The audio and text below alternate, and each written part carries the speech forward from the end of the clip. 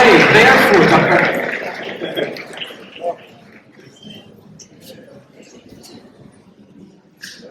There are so many amazing companies and amazing marketers here that I've met. So I want to ask you right away, how do you start the first 0.8 seconds of your ad? I want to show that one thing is pattern interrupt, right? If I come to the stage barefoot in a suit, that's not normal. You right away get the attention. So it's just one example of how to start a good meta ad or TikTok ad. Other things you can think of is like surprise, humor works really good, action works really good. Let's say your company is doing clothes for snowboarding. Wouldn't it make sense to not start just showing the clothes, boring ad, everyone's going to scroll over it.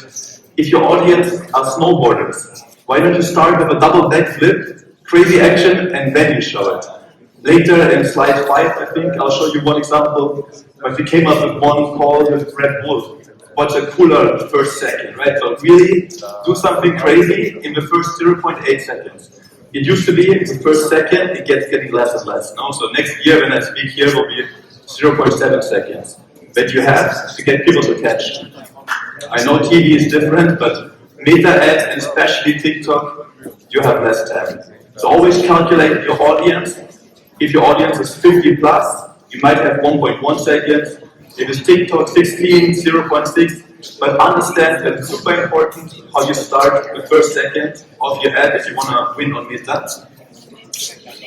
In general, what I've brought you here, I want to really use the next 40 minutes to teach, if I could, all that I can from the last 11 years, and from running ads that I checked yesterday for you, have now 10.7 billion impressions. So it's not only my companies, also companies that I helped. But it's like, so everyone in the world has seen ads that I've touched at least once. You've probably seen them 5-6 times because I target more in the US, Japan, and Europe. So you've very likely seen ads that I was involved in brainstorming. And I really want to show and teach a lot of that. So I'm going to give away a public service announcement of an error that I've made and really cost me money, so you don't do it. And also for my clients, so I help so far 107 companies. And I would say 30 of them did that error. So I'm very sure some companies will do it. And you will see it's an easy hack to change, but it will really help. Then I'll give you a checklist. You can always take pictures or ask me and I'll send you the whole slides. And I want to show like exactly what elements that you have and how to test. And also in the end, we'll talk a lot about a topic that's very important for me, which is ethical marketing. But now let's first start with the unwritten rules of meta ads. In general, what do you think? How much data does, let's say, Meta, Facebook, how much data do they have about you? A lot, yeah. So imagine that every single organic content you've ever seen, they measure by millisecond how long you watch it. Of course, also every ad. So in my case, when I was last time in the headquarters, I asked them to actually show me the file and see how much there is. I'm more a heavy user, so it's 13.5 gigabytes of text file data on me. On average, it's 8 gigabytes, right? So it's something that we have to really touch in a very ethical way because it's a very powerful tool, so we have to do the right things with it. But it's crazy how much they are storing, right? So like one of the takeaways is 8 years ago, when I was really doing like 3 years of doing ads, it was a lot of the targeting. Now it's a lot of how to make it the easiest for the algorithm. So a lot of things I'll show you in the creatives is how to help the algorithm do the best targeting, where you leave the targeting broad, but have clues in the ad to help the algorithm.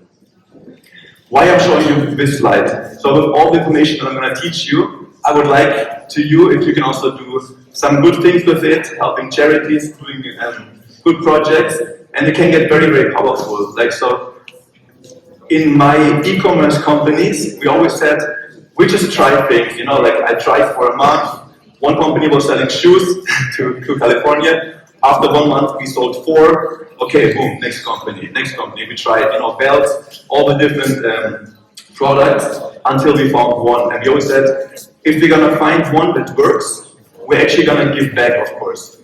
So the moment we found something that really worked, which was after 7 months of trying, When we saw the second year of business, Christmas came, we were like, okay, now it's time to keep our promise.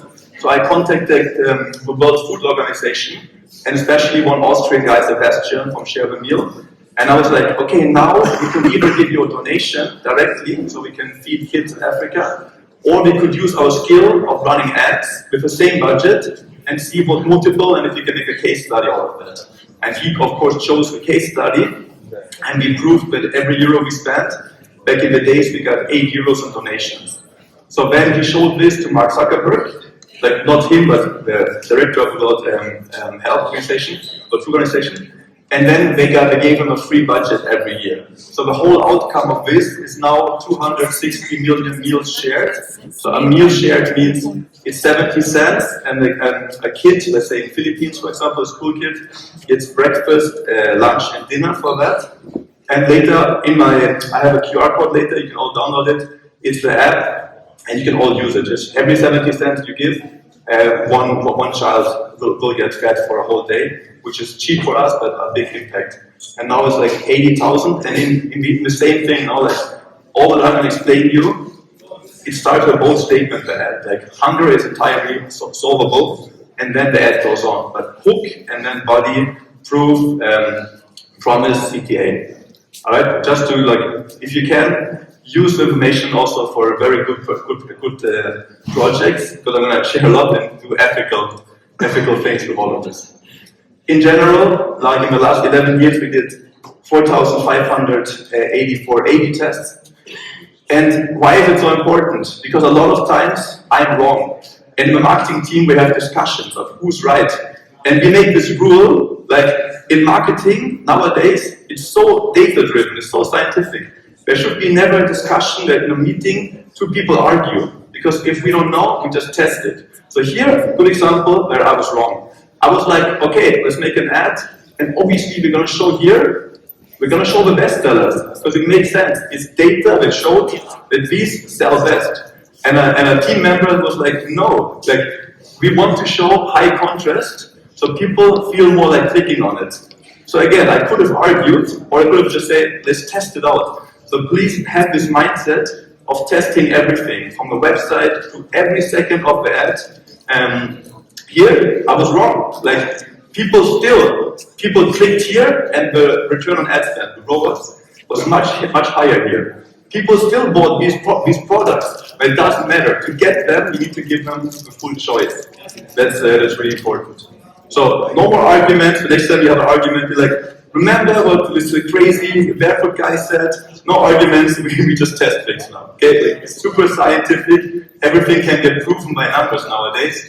So back in the days, we were like, in the 20s, people were like, I know that 20% of my marketing budget brings all the branding effect, all the effect, but I don't know which one. I know 80% is waste, but I don't know which one. Nowadays, we really know which one is the one. Like, so that's really important to know. All right. Now here, my public service announcement. It's been 2025. I had like 4 cases where it came up, where I could easily help companies just by this tip, and I was like, okay, it doesn't make sense that I only help them if they come to me for help. I want to really bring this out, okay? If you're selling products online, what everyone does is, they're like, okay, the ad shows this beautiful sunglass here with the orange shades, so if the ad shows this, people are like, I'm going to bring them here, so obviously it's one less click, people are easier, closer to buying, I'll do this. And I see it that from the companies who come to me, 30% do that. And I'm like, perfect, I can easily promise, I can right away, without touching your ads, I can increase your AOV, your average order value, and increase your ROAS, but just by telling you, please bring the traffic here. Wait, this one.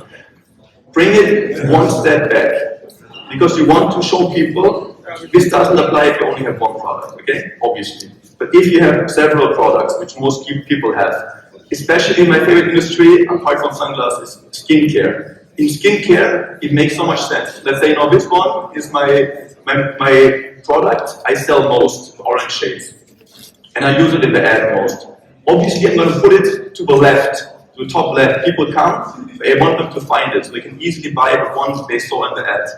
But later, if I have skincare, the next thing I'm gonna do, next to the bestseller, I will have a bundle of you need for morning routine, you need like these 4 or 5 creams, and the bundle should be above 100 euros to have an anchor, to have a hook of a price that they could spend on the page.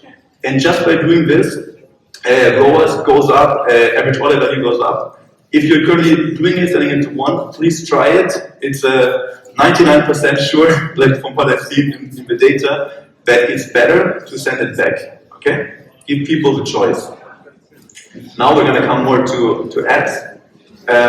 This is a creative checklist that I always use with the people. Please take a picture, because I won't go through all of them, because I have 33 minutes left and I have a lot of things to show you. The most important thing, and I will show you this, targeting by lookalike interest doesn't exist anymore in most cases. You want to use Advanced Shopping Plus, or if you do lead gen, which is my second favorite, you want to target broad. But you really want to help the ads do a good targeting. Like with Visa cards, for example, it's like Visa cards for business. We only want to reach business owners. There's a setting for that, but it doesn't work. So we want to, the ad starts right away, are you a business owner? In the bold statement. People who are not a business owner, they are right away, oh, it's not for me. They scroll on, and this is perfect, that's what we want. Because the algorithm can learn who is interested, who is not, if you're clear about it. If a product comes after 3 seconds, everyone can be interested, and the algorithm is completely clueless how it should target what it should do. So be very, very specific. I brought one example about grocery shopping, which I personally hate, so the ad would catch me. If you love grocery shopping, the ad wouldn't catch you, right? That's very important. As I said here, start with pattern interrupt, then heartbeat method.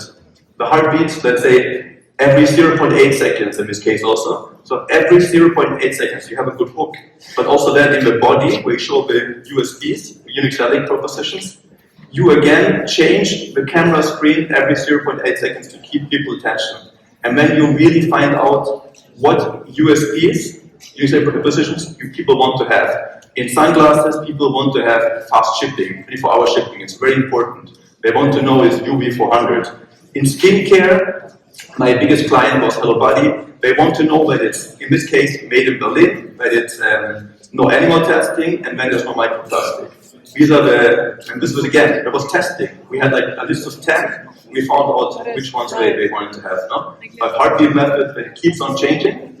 In general, long ads work better right now. So imagine if you buy a billboard back in the days, we can only put an image there, okay? But nowadays, we are buying the space on Meta or TikTok. So why would I only do an ad of 10 seconds and pay Mark Zuckerberg the same? You're always paying to be there. So why would I only put 10 seconds if I can put an ad of 5 minutes, in some cases even half an hour, because I pay the same. Why wouldn't I show more of my company for people who want to watch more? And also giving a lot of value up front to the ad is something that really works. And then again, a proof and a promise in the ad. That's something that really works. Like a promise would be, promise 30-day money back if you don't like it, like make an irresistible offer.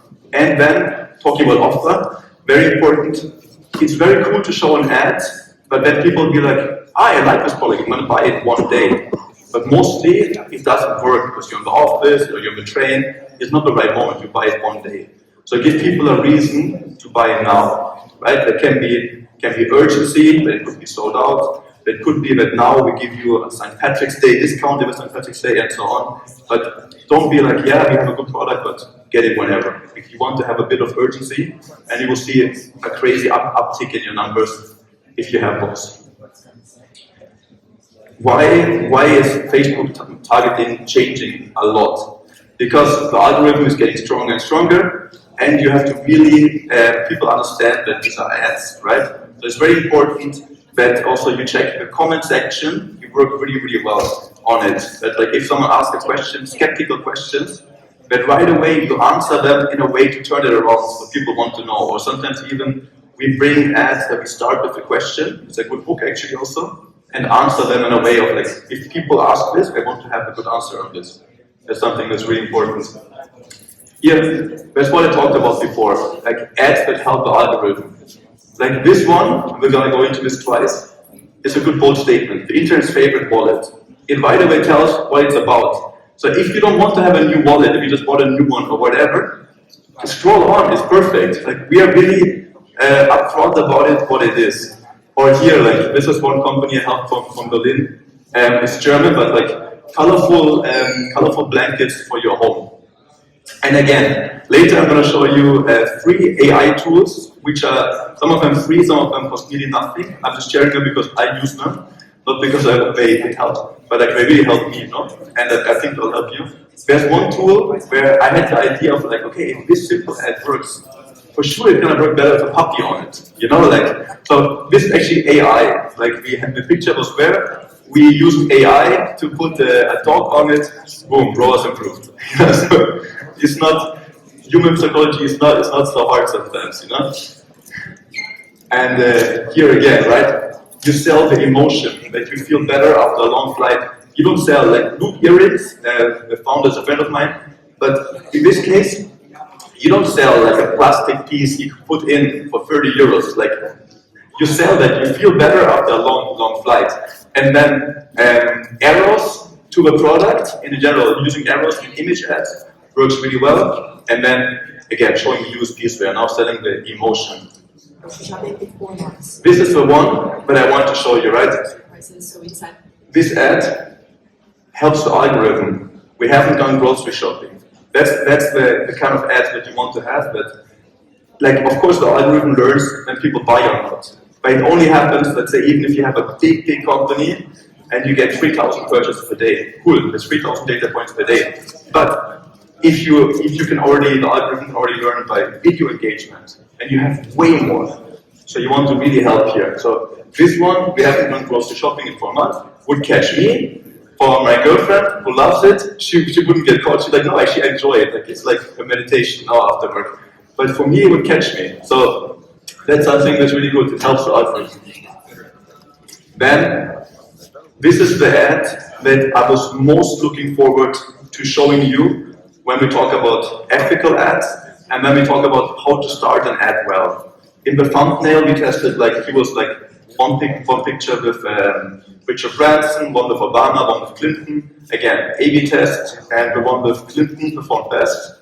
And of course, then we tested a lot of hooks, bold statements. This is one of these ads that is 28 minutes, okay? And what for me is important is lead gen. So if you have lead gen, take real attention to this one. What we saw works way better. First of all, humor works surprisingly good in lead gen. But what really works well, if you want to sell, in this case, Mind Valley sells video courses. Before the old ads were more like, before I came, it was more like, oh, you have this problem, we can solve it, but if you don't buy it, you get nothing, right? And I was like, it's not really ethical, because some people actually won't be able to afford it, but now you're telling them they have a problem, and this, no? So you want to, in general, you want to make ads that leave people feeling better.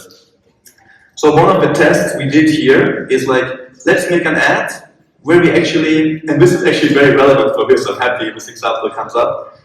How many people are you going to meet today? 20, 30? Are you going to remember all the names? I'm struggling, it's hard. So this course, I'm not selling this course, no worries, no? But he's giving a course on, there's no such thing as good or bad memory. There's a trained or an untrained memory.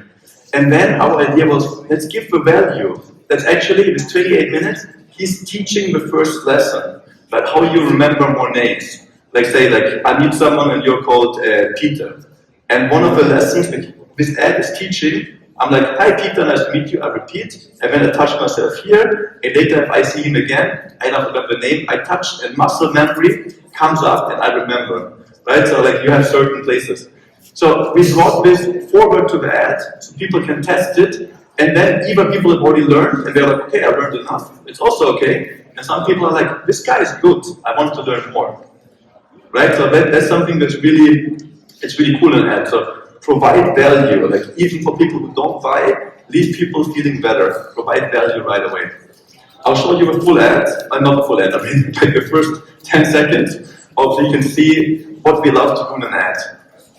And this ad, by the way, so Some of the ads I brought, I really made sure that they are high-standing ads. So this Mindbelly one, obviously the beginning, we're talking about 5 billion profitable ad spend. Sorry, 5 million. Okay, so 5 million plus ad spend in it. Of course, they don't need a ROAS of 3, they need like 1.7 or so, but still, it's very big. Stay this one second. There's no such thing as a good or bad memory. There is no such thing as a good or bad memory. There's just a trained memory and an untrained memory. Trained and untrained, no? And now comes the serious journey. Now, here's the thing. I grew up with these learning challenges. I had all these difficulties all through school, all through elementary, middle school, junior high, high school. I had all of these challenges. At the age of 9, I remember a teacher.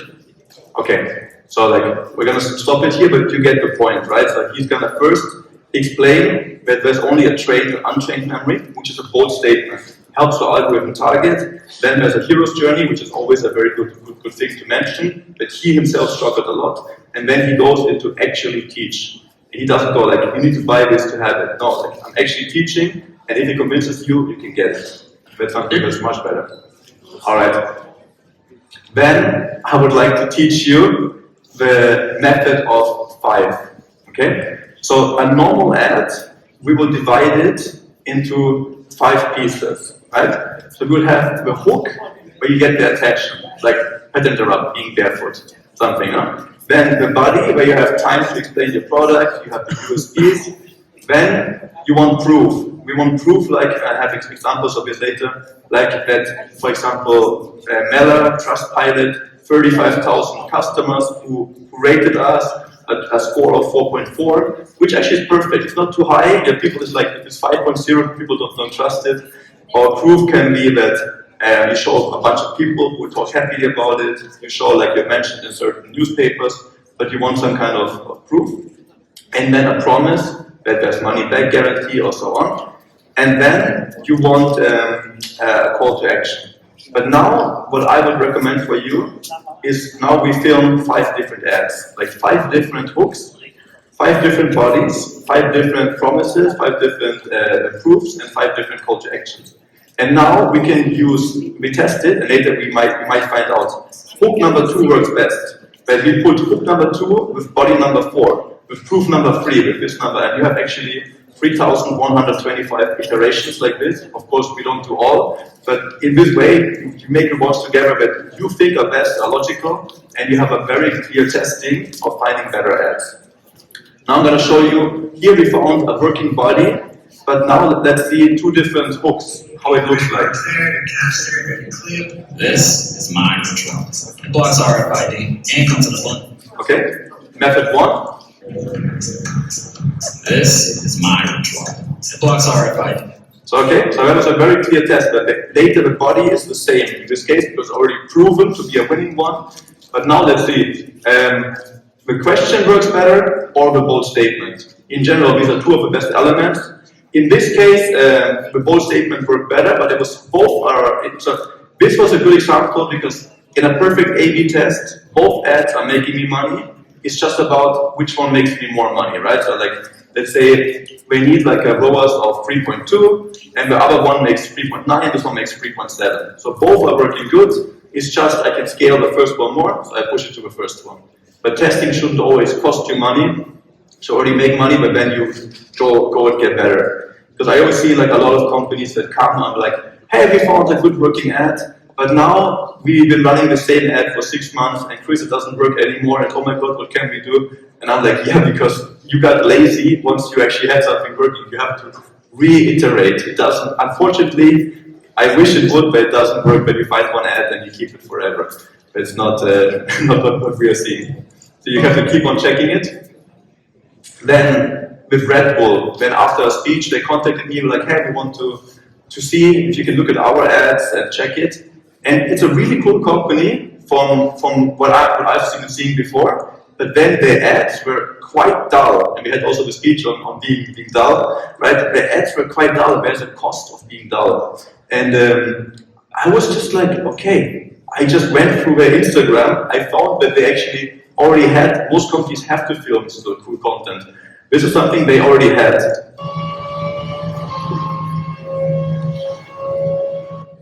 So I was like, hey, you already have crazy good books, you just have to start using the content you already have. Like, this is what gets people's attention, and then you explain where you want to go. And in this case, it was about also, like, for one of the football teams, Red Bull, also selling the shirts, but still you want to first get them into a brand feeling of what you actually stand for in general. And of course it's better. Alright. Then in general, also something that when we do a hook, people also get used to it, so that we try to put it on someone so they put more attention on it. It's called white. Right? And then, this is my favorite ad in humor. Without making such a mess. Introducing the Crunch Cup. Now you can take your milk and cereal on the go. It's just not possible. So this first second I particularly like because they are using humor in a very cute way, but also that right away you have milk running out on the car, or like everyone has been like drinking Coca-Cola and they run out on the car, everyone knows the pain, but they exaggerate it so much that it actually is like, it gets your attention very well. It's like a 15-second ad, comes to a point, right? So that's also like a good element of using humor in that. Then use current events in your ads.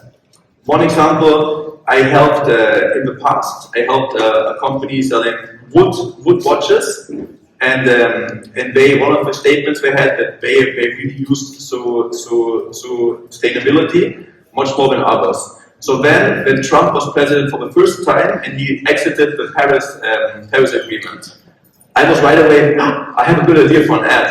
And then the ad was like, Donald Trump doesn't believe in climate change, we do. This is why it's our product. And it worked really good because it was a current event. This is what Mercedes is doing right now, again, unfortunately, with Trump, on current events. There, I told you, like, urgency is very important. In this case, urgency just came up, but they are the first ones to actually use it. The marketing of Mercedes in the US right now is explore pre-tariff priced inventory while supplies last. So if you want to get a Mercedes in the US, better go now. If they sell out, you have to buy it at higher cost. So people were running like crazy and buying way more than normally.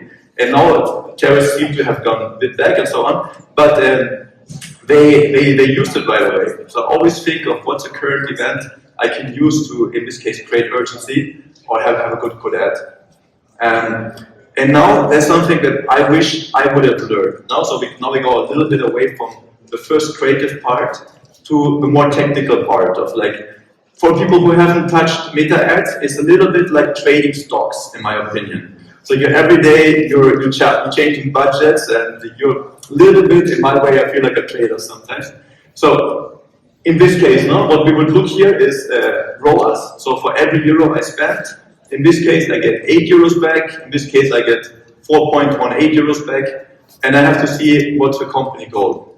So what I would do in this case, if I change for so many accounts, I change budget for so many campaigns, I get lost sometimes what I did the last time. So this little system that helps me, and every time I teach it, people like it, so I quickly want to share this, is I have a system of 9, 5, and 0.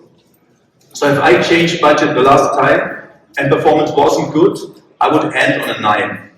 So a 9 just tells me that the last thing I did was going down, so I have to be careful. If it still performs bad, I have to see what I do.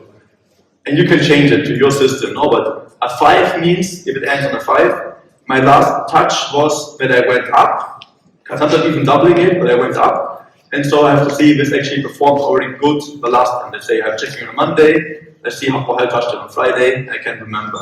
There's also like a watch, you can click and you see the exact changes, but again, this is extra clicks and you might not always do it if you touch thousands of campaigns. And 0 means performance was okay, but I went neither up or down. So 509 is a system that helps me quite a lot when I touch campaigns every day. And here, the next thing for your ad account. This is something, not everything that Meta tells you is true. So be very, very careful and test also. Test everything that I'm telling you and see if it's true. And then because the data is clear, you see if it's true or not. And also test if Facebook tells you things. One thing they're currently saying is true, that you want to have your account more simplified. So you want to have less campaigns. Better if they have, if there's more of your budget. Your budget doesn't matter. You can spend whatever you want. You can start small. but you should have ideally 80% of your budget in one campaign. It's not always possible, but if you can, there's something that helps. So in this case, we had to have a bit more because we are working with top of funnel, middle of funnel, bottom of funnel. But in general, we try to have it as simple as we can. So we have one testing campaign, which is ABO, and let's say if you're testing like 40 new creatives, 40 ad sets, one ad each, so we can properly test. But then the good ones go to scaling campaign, which is here. And in the scaling campaign, what happens is they get high budgets and the algorithm chooses. And I want to have 2 image ads and 2 video ads in the scaling. And in general, from what I see in most accounts, what you want to have is 60% video ads, 40% image ads. That's a good mix. But again, test it for you, but that's what we saw. And when you think about it, top of funnel, here, this is in my definition, these are people who have never heard of the brand. Let's say Hellobody, skincare brand. You've never heard of them, boom, you're top of funnel, perfect. Middle of funnel, you have seen an ad from them that I've made, but you've never clicked on them, you've never been on a website. Bottom of funnel, you've been on a website. So bottom funnel, you're very product aware. Middle of funnel, you've seen the ads and you're solution aware, and so on. So I have also different messages of how I talk to people, that's why I need to have different scaling campaigns. But keep it as simple as possible. Like the algorithm is really best if most budget goes in few ads, and it's a very simple structure, which back in the days, 11 years ago, it was so different, but you have to adapt. No? So now it's currently the thing. And what I'm seeing is like, it pays off when I'm checking like what's something that I've done maybe better than other companies because we scaled more. And it's not because I'm smarter, not at all. It was mostly other companies had agencies or people running it, and then they didn't dare to push budget so hard when it's going well. And for us, because it's my own money, we were right away seeing if it goes good, and it's Sunday, Monday, Tuesday, these are the 3 best days for e-commerce, after lunch. So the highest purchase rate is Monday after lunch. People go back to the office, they don't go to work yet, they're too full, and they buy a ton of e-com products. That's the reality, okay? So Monday after lunch, the numbers are good, I'm easily doubling it or more. So if a wave is running, we sell it. There's one of my startup small companies. I like to have big companies like Uniqlo, but also cool startups. So there's one from Berlin, Popeye. They have on the clothes it says it's cool to be kind, like the message, like kindness wins on their heads. Cool to be kind. And they just launched a new product, a new set of products, and it was perfect timing. Like it was like 2 weeks ago. Spring was very good in Germany, so weather was good, people needed the new wardrobe. It was very beautiful designed, and we sold very fast. The numbers were good. I told them, hey, treat it with more courage. Like push budgets way higher, and if you get sold out, this is also good urgency for the next launch. So we pushed budget so high that very profitably in 5 days we were sold out of everything, which is very good because the next launch we can now create an extra high. And it's okay to be sold out. We stopped budget for a while, but we had a very successful launch. And if it's good, don't let it fade out. If the numbers are good, be more aggressive. It's something I can see, like, if a wave is there, you serve it in marketing. Now, we're coming to four tools, I think. Yeah, 4 tools that are currently helping me a lot. And trust me, I don't get any commission or nothing from these companies. This is just what I'm using, what I'm seeing could help you. This is very cool tools. So what this does is a dashboard where I can have my chatbot, AI chatbot, but in this case I can choose. I can have GTP, I can use Grok, I can use Claude. My recommendation is use Claude. Okay, Claude works best for marketing. It also works best for European languages. It's a French model. Also, the information stays in the European Union. Claude is the best for marketing, in my opinion. But again, you see for yourself. But the cool thing in this dashboard, I have the chatbot, which I anyway have in OpenAI. But here I can drop the website connected. I can drop the best ads of this client. I can drop like a PDF that I made about a comedy ad script. And I can drop anything and connect it. And the AI will learn on this. So I train it. And if I use it for one client for 6 months, it gets very full. There's a lot of things that every ad has been running. If it didn't work, I trained the AI. What we did here didn't work. And like I have a group of ads, all these work, all these don't work. Like an easy example, also how to use this tool. I was invited last week in Munich to be on a podcast, e-commerce secret is called. And I was like, I have to prepare, but I don't wanna, like, sometimes, I don't wanna watch the last episodes, all of them, to see what questions he asked. So what I did, I went to YouTube, I looked at the podcast, and I put the last 10 episodes, the YouTube videos, like here, I just dropped them into the tool, connected them, and then I told it, watch all these 10 videos of more than 2 hours, and tell me the most common asked questions by the host.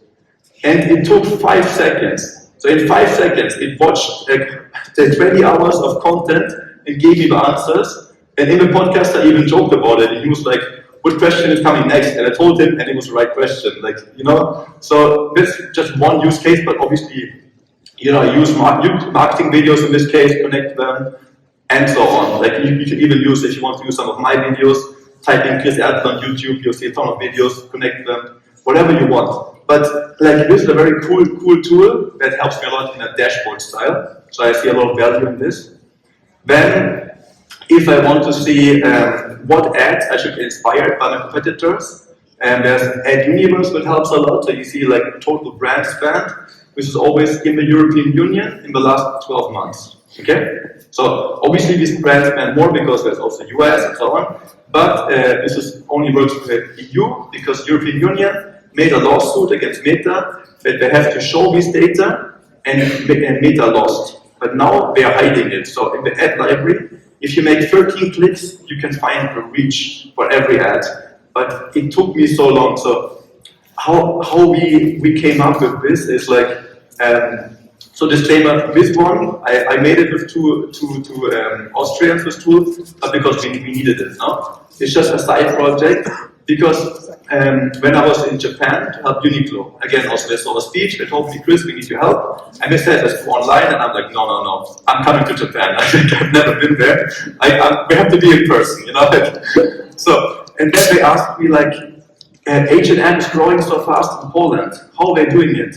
And I was like, I don't know, let me look. So I went into the library, I spent hours of going into every ad, seeing the reach, and I was like, there has to be an easier way, there has to be an easy SaaS that does that. So we came up with that. So now here you see all the ads for H&M and the ad spend by ad. So what we found in Poland, the highest ad spend, with 7 million ad spend, was an ad on the H&M member area, like the H&M member card. So now they knew this, they could replicate this, of like, okay, this works so well in Poland, let's do something similar in this case. But you have to have the data. So you see the landing pages and you can get this for everything. And this one you can just use it for free, just try it out. It's cool to see what competitors are spending and which ads are working best.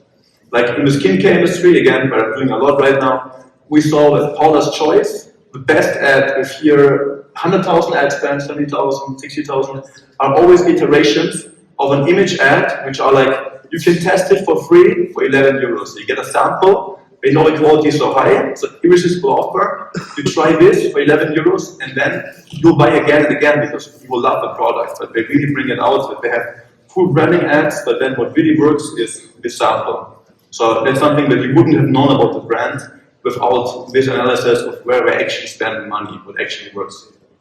And then two more tools that are really helpful for me. Who of you has been experiencing tracking problems since iOS, I think 14.5, that the tracking got harder? For me, I tried a lot of tools. I tried Triple Whale, I tried OneTrack, which is crazy expensive. I tried certain tools. The best one for me is Tracify, because it brings the data in a Chrome extension back into the ad account. So this is the tracking data that they have. But I don't want it in another dashboard. I want it right away in the tool where I'm going to use it in the ad manager. I want to see the ROAS that Facebook sees, and then here the ROAS that they are seeing. And typically, they are closer to the truth. That helps me a lot to get more of a real ROAS, because Facebook has their hands a bit tight, which in my opinion is right. So, and then you have also very good creative testing, which helps. And another thing that they have, and which I can recommend you, which we use also, is post-customer, post-purchase surveys, where we can learn much more about the intention of the customer, why they bought, what convinced them. That's something that's very, very useful for us, so we love it. But now we come to my favorite tool for showing to all of us, but also a bit scary. So later I'll have an ethical question to all of you about this. So all of these ads, when you see this tool is called Icon, later on the QR you can get the links to all of them. But this tool is an AI tool, which again, when you hire someone, you have to first train them to go onboarding. The good AI tools, what I'm seeing, we need onboarding. So when I started using it, it took 2 hours of teaching exactly what my company does, what we need in these cases, of teaching them what ads have been going good, what are the best sellers, and so on. So this tool needs to know a lot before it can work properly. So calculate 2 hours of training. Therefore, it's really cheap, but it needs training. So let's keep that in mind. But now what it does, I can get, let's say, in this case, I want to get 20 new image ads every day. It does video ads, a video cutter, and it will do like 80% of the job, and then the rest, 20%, you have to do it by hand. It's like a CapCut editor like. But image ads, it does nearly everything. And what it does here, which is cool, is like you see new concept. So it comes, if I say I want to have 30 new ads every day, it makes 10 ads, but it comes up, it just does Reddit research, checks the products, comes up with radically new ideas. Let's say in this one, supplement company, it finds out that supplements help people who are runners, and then it sees that some people while running they get tired, like me sometimes after a couple of kilometers. So then it goes where the ad is like run, Forest, run, and then it comes up with like, hey, if you want to run longer, take these supplements. No? That's one idea that it came up with. And it does iterations of winners, like what's working best, and comes up also, it checks with tools like Universe. It checks which ads are working best and makes iterations of competitor ads. So all of this is automated, and you can then, the ones you like, you click on launch, and this is something where, for me as a marketer, it's very beautiful, but I don't have to take the image and then put it to Facebook, upload it. No, I connect my testing campaign, and if I click launch, it goes into Meta directly. So if everything I launched is right away get ad spend, and then I see the ad spend here, and I can then tell them make iterations of these ads right away again. And this is a cool tool on the one hand, but also is asking for me a lot of questions of like ethical questions. Where are we going to? Because now it's still humans involved doing this, but if we are here now, in my idea, we are in 4 or 5 years, we are in a time where AI makes an ad, uploads it, sees it, gets it, takes it again, iterates it, but there's no more human involved. So now humans, we can still do ads that are ethical, where we check we give value, but let's say now AI doesn't have all this information, and it learns that sex sells, and it makes more and more these ads, because it's just going by pure performance. Or this is one use case where we have to be careful in, and I hope that Meta and all these companies take it into account and take it serious. And the other use case is like, we could be that these tools also come for organic content and come for ads, but it's already very addictive. Like when you go to Google, to YouTube, and you scroll, it can get addictive, YouTube Shorts. Or Reels can get addictive, or TikTok, right? People are nodding a lot. So on this one, I'm gonna jump a couple of ads because we are not so good on time, but here. So on this one, when we go to this case, right? We are really in a time that AI can iterate and make content so addictive that we spend even more time. Like for me, I came up with this, I have to include this slide for the speech today. That was 2 weeks ago. I came back from hiking. I live in Barcelona, so I was hiking around Barcelona.